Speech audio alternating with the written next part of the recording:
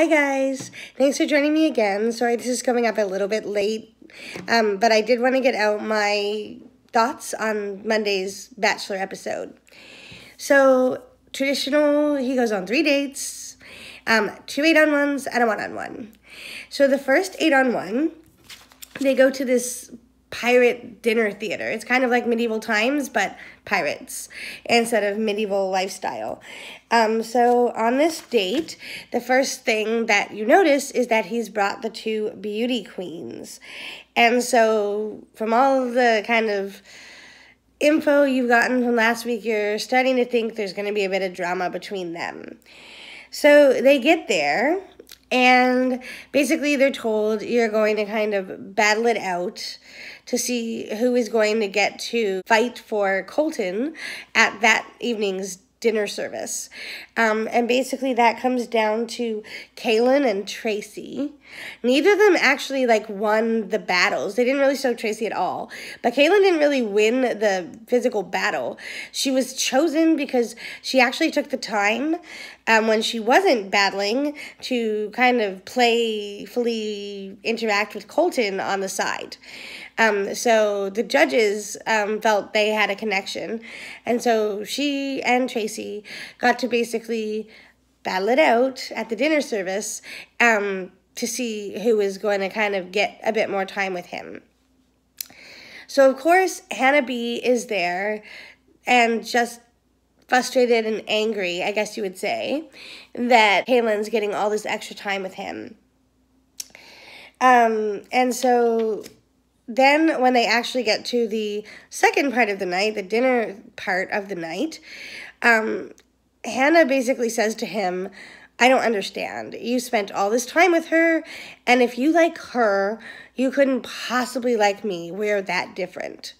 So this shakes Colton up, and he's like, oh no, if she really feels that way, this is going to be a problem because I'm not seeing that big of a difference between them. I like both of them. So he goes and gets Kaylin, and he asks her, hey, Hannah's telling me all this stuff. Can you elaborate or help me understand what happened between you? And she basically clams up and doesn't really tell him much.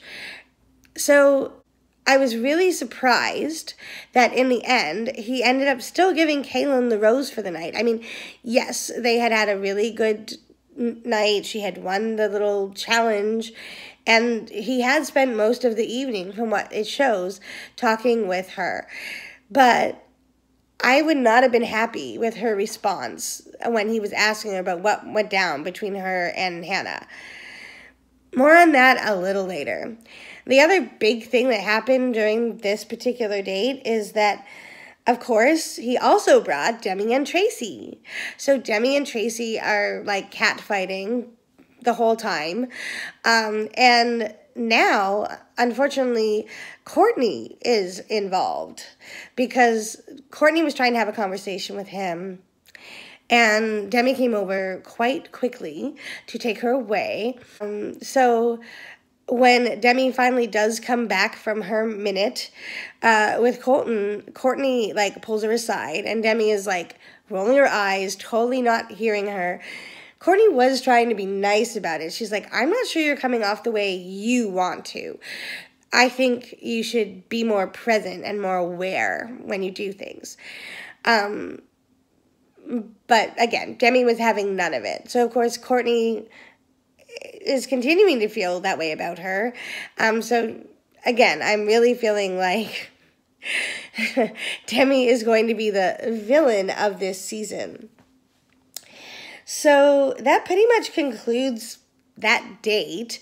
Not a whole lot else happened. And then while that date's going on, of course, they pop back to the mansion and they tell us that Elise is going to get the 1-on-1. I was so excited. I'm really liking Elise. She is just the sweetest thing. So he picks her up and he tells her, we're going to be flying. And so they're kind of playfully bantering back and forth. Well, so what's the date going to be? And she's totally shocked when she gets there, and it's a helicopter. Her first helicopter ride. So they go to, I believe it was San Diego, to this park, this carnival is what it was more or less like. And basically, shortly after she gets there, he tells her, I'm really sorry, but this isn't going to be a one-on-one. While we have the park to ourselves, we're not really by ourselves. And before you know it, like 40 kids come like running around the corner. So she finds out she's going to get to spend the day playing with these adorable little kids. So she does that very well. Like, it's so sweet how both of them are interacting with these kids. And then it gets to the evening part of the date. So in this portion of the date, she basically opens up to Colton about the fact that her sister, who was a nurse when she was pregnant for her second child, also in that same time frame got diagnosed with cancer. And because she was pregnant, unfortunately, the doctors could not do much to treat her cancer until she was no longer pregnant. So because she had to wait probably 20 to 30 weeks before they could really start treatment, unfortunately, shortly after the baby was born, is what I took away from it, she passed away because the cancer had metastasized or, yeah. So basically, they talk about that, and he sees great insight into why she's so good with kids, because I'm sure she's probably huge in taking care of her sister's children. And of course, he immediately gives her the rose, and they go on to like a private concert. So she had an amazing first date, and I was loving every second of that. So the second 8-on-1 date is kind of a gym date. So basically, they work out with Terry and Rebecca Cruz for the better part of the day. That's what they're showing, them working out, stretching, kind of like warming up. And then they go for the challenge for the strongest bachelorette. And of course, Anyanka wins. She's a huge personality. And she does very well with all of the challenges. So Anyanka wins. And, of course, again, he has Sydney on this same date, and they don't get along. I really think the producers forced this on the Bachelors and Bachelorettes. Oh, we see there's tension between these two people. You have to always take these same two people. Like, they have to go on every date together because we want to see the fireworks. So anyway, they show a little bit of tension between Sydney and Anyanka, but nothing insane. And then, basically, when they get to the cocktail portion of this date, he's talking with each of them, but they spend most of that time showing his extremely awkward conversation with Caitlin. Basically, she is just, he's trying to get her to open up and talk about her, what she likes to do and get to know her better.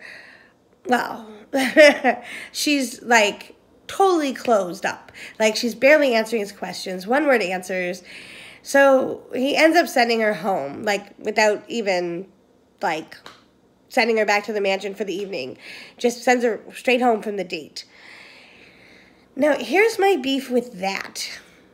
They made it seem from commercials that have been happening, like, before the show started and all throughout, that this was going to be one of the beauty queens, right? Because they keep giving you just like 5-second snippets, and given the other background you have, you're expecting it to be he finally made a decision and he's sending one of the beauty queens home, because the whole episode has been about their drama.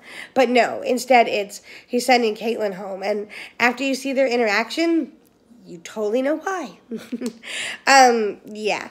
So she's obviously very upset, wasn't expecting it, thought her date had gone perfectly. So, okay. And then he goes immediately from that back to the rest of the ladies, who are shocked that he sent her home. And he gives the rose for this date to Nicole, which I got. They had a lovely conversation about how she has a history of like strong women in her family who came over from Cuba. So totally understood her getting that group date rose. then, after all of that, they skip to the next morning. And, of course, they get a visit, and Chris Harrison tells them that there's going to be no cocktail party that night. Again, they're trying to add drama here because it's not that it was really canceled. Instead, he wants to have a pool party today. He makes it seem like he'd already made a decision, but in every one of the kind of like private updates with Colton, he's basically saying, I did this because I haven't made my decision. I don't know what's going on with those beauty queens. Like, seriously. So he spends this whole pool party going between Hannah B and Kaylin, trying to figure out who's being honest with him.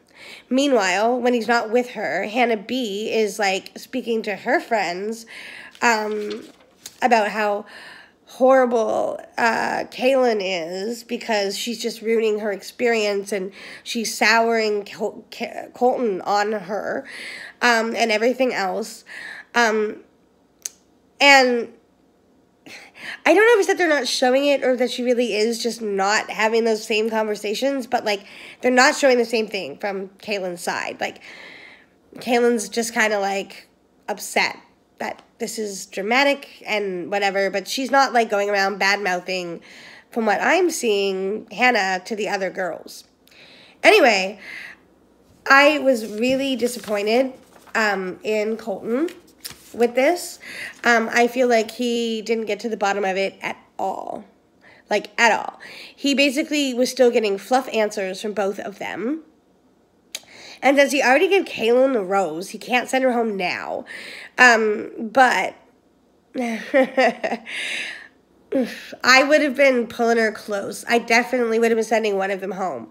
Because neither one of them were giving him answers as to what the other had done. They were basically just saying what they felt he wanted to hear and just giving really simplified answers, I guess you would say, as to what the other had done to them. They weren't getting down to the nitty-gritty, and he, even to the end, couldn't figure out which one was the actual problem.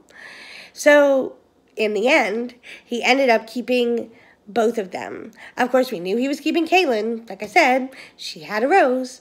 And again, I really think that this is makers of the show, the producers, that forced him to do it. But of course, he keeps Hannah B's rose back to the very end.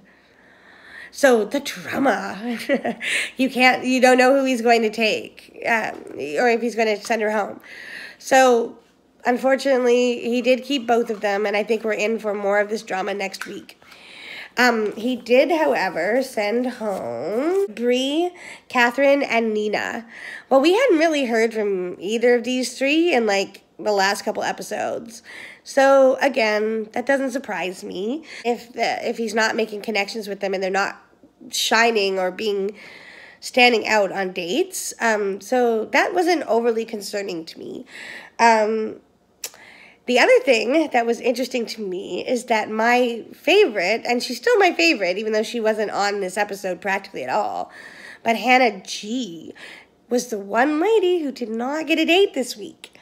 So I am really hoping that that's because he's got something super special in store for her next week. Because right now, my two favorite ladies are definitely Elise and Hannah G. I want to follow both of them, and I would be excited if either of them won. They're both just awesome. So anyhow, that's all my feedback and thoughts after watching this particular episode. I hope you'll continue to join me. I promise they'll be up on Wednesdays going forward. I am still working on some other stuff that will be going up more frequently as well. And I hope you'll take advantage of the links below to follow me on Twitter and all my other social media, and to catch up on the other two updates if you haven't had the chance to do that. Thanks for joining me today, and I hope you have a good one.